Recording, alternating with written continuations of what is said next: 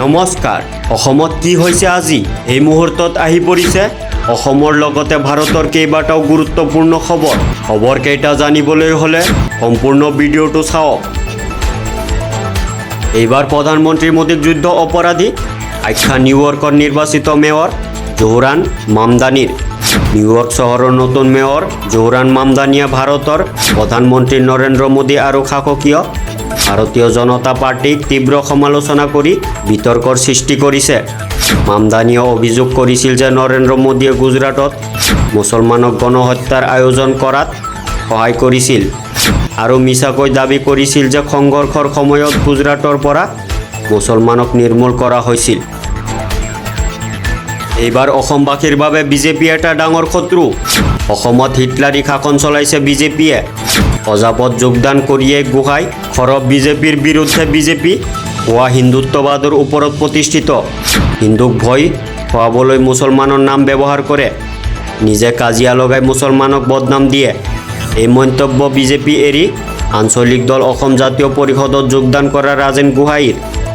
অজাপত যোগদান কৰাৰ পাছতে ৰাজেন গোহাঁইয়ে এইদৰে সংবাদ মাধ্যমৰ আগত নিজৰ প্ৰতিক্ৰিয়া ব্যক্ত কৰে জুবিন গাৰ্গে যে ন্যায় পাব তাত মোৰ সন্দেহ আছে মুখ্যমন্ত্ৰীৰ প্ৰসংগত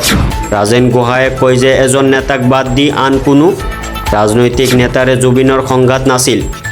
ন্যায় পালে ভাল পাম কিন্তু জুবিন গাৰ্গে ন্যায় পাব বুলি মোৰ মনে নকয় এই মন্তব্য প্ৰাক্তন কেন্দ্ৰীয় মন্ত্ৰী তথা বিজেপি ত্যাগী প্ৰবীণ ৰাজনৈতিক ৰাজেন গোহাঁইৰ ভাৰতীয় সেনাবাহিনীৰ কোনো জাতি ধৰ্ম নাই উচ্চবৰ্গৰ নিয়ন্ত্ৰণ সম্পৰ্কত ৰাহুলৰ মন্তব্যক ৰাজনাথ সিঙৰ সমালোচনা দেশৰ 90% দলিত বাকী 10%ই তেওঁলোকৰ ওপৰত শাসন কৰে এই 10%ই সেনাবাহিনীক নিয়ন্ত্ৰণ কৰে ৰাহুল গান্ধীৰ এই মন্তব্যক খণ্ডন কৰিলে প্ৰতিৰক্ষা মন্ত্ৰী ৰাজনাথ সিঙে বুধবাৰে তেওঁ অভিযোগ কৰে যে কংগ্ৰেছ নেতাসকলে সেনাৰ ভিতৰতো বিভাজন সৃষ্টি চেষ্টা চলাইছে ৰাজনাথে ক'লে সেনাবাহিনীৰ কোনো জাতি ধৰ্ম নাই কংগ্ৰেছ নেতা ৰাহুল গান্ধীয়ে হাৰিয়ানাৰ ভোটাৰ তালিকাত ব্যাপক ভোট জালিয়াতিৰ অভিযোগ উত্থাপন কৰি বিজেপি আৰু নিৰ্বাচন আয়োগক লক্ষ্য কৰি লৈছে নতুন দিল্লীত এখন সংবাদমেলত তেওঁ এই অভিযোগসমূহ দাঙি ধৰে ৰাহুল গান্ধীয়ে দাবী কৰে যে এগৰাকী ব্ৰাজিলৰ মডেলৰ ফটো হাৰিয়ানাৰ ভোটাৰৰ তালিকাত 22 বাৰ ব্যৱহাৰ কৰা হৈছে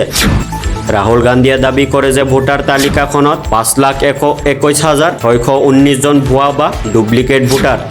93,174 জন অবৈধ ঠিকানাধাৰী এইবাৰ জেনজিক উত্তেজিত কৰাৰ চেষ্টা কৰি আছে ৰাহুল গান্ধীয়ে ৰাহুল গান্ধীৰ বিৰুদ্ধে ডাঙৰ অভিযোগ কেন্দ্ৰীয় মন্ত্ৰী কিৰেণ ৰিজিজুৰ তেওঁৰ মতে ৰাহুল গান্ধীয়ে জেনজিসকলক উচতনি দিয়াৰ চেষ্টা কৰিছে ইয়াৰ উপৰিও তেওঁৰ ভুলৰ বাবে কংগ্ৰেছ জয়ী নহয় বুলি কয় ৰিজিজুৱে আজি আমেৰিকাৰ লুইছভিলত বিমান দুৰ্ঘটনা কমেও 7 জন নিহত 11 জন আহত বিয়লি প্ৰায় 5:15 বজাত আমেৰিকাৰ কেণ্টাৰিক লুইছভিল মহম্মদ আলী আন্তঃৰাষ্ট্ৰীয় বিমানবন্দৰৰ পৰা উৰণৰ কিছু সময়ৰ পিছতে এখন UPS কাৰ্গো বিমান দুৰ্ঘটনাত পতিত হয় ভয়ংকৰ অগ্নিকাণ্ডৰ সূত্ৰপাত হয় বিমান কৰ্তৃপক্ষই জনোৱা মতে এই দুৰ্ঘটনাত কমেও 7 জন লোকৰ মৃত্যু হোৱাৰ লগতে 11 জন লোক আহত হয় আজি ন্যায়িক জিম্মালৈ প্ৰেৰণ কৰা হ'ল বিকাশ অসমক 3 দিনৰ আৰক্ষী জিম্মাৰ অন্তত আদালতত হাজিৰ কৰাইছিল বিকাশক আৰক্ষীয়ে 5 দিনৰ জিম্মাত বিচাৰিছিল বিকাশ অসমক উল্লেখ কৰা প্ৰয়োজন যে কিছু দিনৰ পূৰ্বে দিছপুৰ থানাত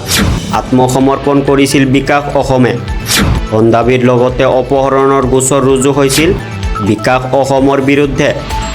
নাৰী জাতিক অপমানৰো অভিযোগ উঠিছিল বিকাশ অসমৰ বিৰুদ্ধে ইতিমধ্যে বিকাশ অসমৰ বিৰুদ্ধে বহু কেইগৰাকী লোকে ৰুজু কৰিছে ধন দাবীৰ গোচৰ